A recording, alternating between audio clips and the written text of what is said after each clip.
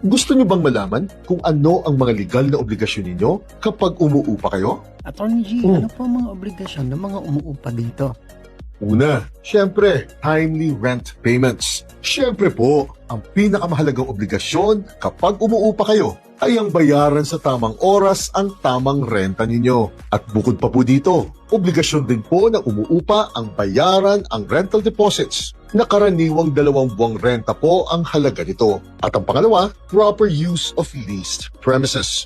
Bukod pa po dito, obligasyon po ng umuupa na pangalagaan ang inuupahan niya like a good father of a family o katumbas po ng pag-aalaga ng isang mabuting ama sa kanyang sariling pamilya. Dapat po ay gamitin lang ito na naaayon sa kasarian ng nasabing paupahan. Halimbawa po, kapag maliwanag po na tirahan lang ang paupahang ito, hindi po ito pwedeng gamitin pang negosyo unless makakuha po kayo ng written approval mula sa nagpapaupa mismo. At dapat pong sundin ninyo ang mga iba pang napagkasunduan ninyo na naaayon po sa contract of lease o sa kontratang pinirmahan ninyo.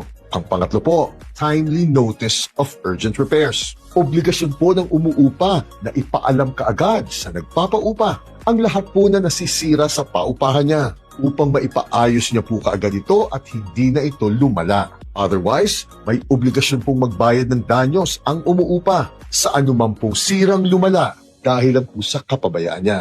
At ang pangapat, safe return of leased premises. At kapag tapos na po ang contract of lease o ang kontrata nila, obligasyon po ng umuupa na isoli ng maayos ang paupahan sa nagpapaupa sa kaparehong kondisyon po ng nadatnan niya.